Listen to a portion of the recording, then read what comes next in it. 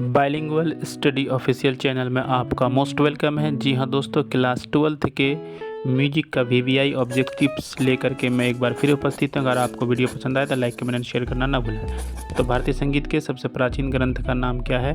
तो option A सही answer हो जाएगा नाट्यशास्त्र, जो भरत मुनि के द्वारा लिखा गया है। सेकंड क्वेश्चन देखते हैं, तंतुवाद्य किस प्रकार के वाद्य यंत्र होते हैं? तो तंतुवाद्य जो है किस प्रकार के वाद्य यंत्र होते हैं? तो ऑप्शन बी इसका सही आंसर हो जाएगा झंकार वाद्य, ऑप्शन बी।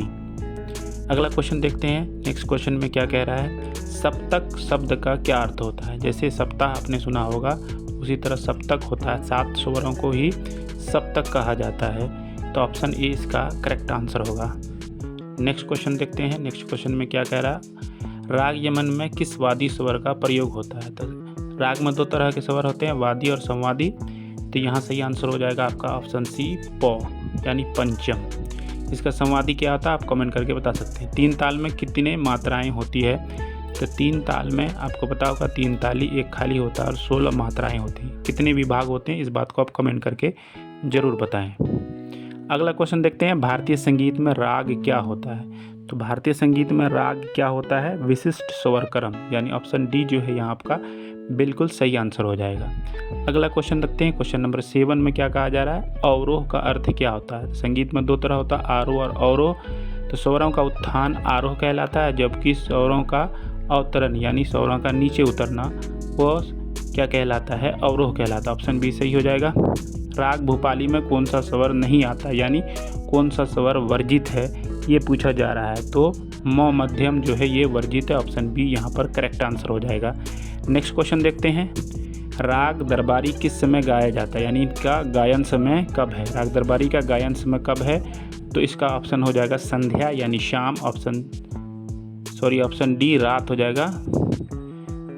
ठीक है। अगला क्वेश्चन देखते हैं, आलाप का उद्देश्य क्या होता है? तो आलाप का क्या उद्देश्य होता है? राग की स्थापना करना, यानी ऑप्शन ए जो है यहाँ पर करेक्ट आंसर हो जाएगा, राग की स्थापना करना। क्वेश्चन नंबर 11 में कह रहा है, तबला के दाएं भाग को क्या कहते हैं? तो तबला का दायां है तो ये कहलाएगा आपका दाहिना कहलाता। ऑप्शन डी जो है आपका यहाँ पर करेक्ट आंसर हो जाएगा। याद रखिएगा, तबला के दाएं भाग को क्या कहते हैं? तो दाहिना कहते हैं।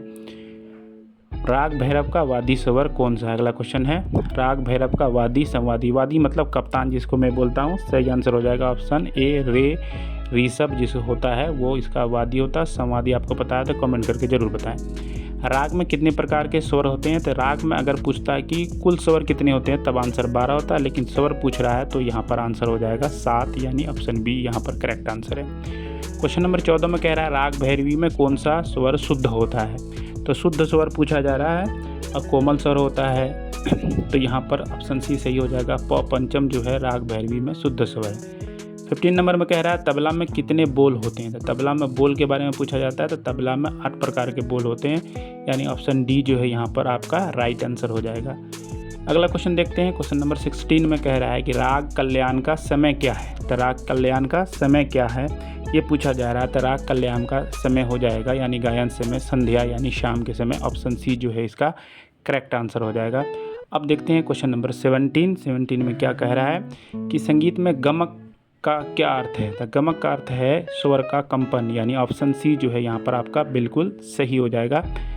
अगला देखते हैं क्वेश्चन नंबर 18 में क्या कहा जा रहा है, गमक कितने प्रकार के होते हैं ये भी आपको पता होगा।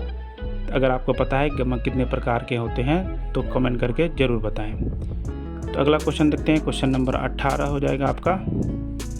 अगर आप चैनल में नए हैं तो चैनल को सब्सक्राइब कर लें, और इस तरह का आपको PDF चाहिए तो आपको व्हाट्सएप नंबर जो आपने पहले भी देखा होगा उस पर कमेंट करके आप संगीत से रिलेटेड जितना भी वीडियो है उसका आप जाके PDF प्राप्त कर सकते हैं। क्वेश्चन नंबर 18 में कह रहा है कि संगीत में ताला क्या है?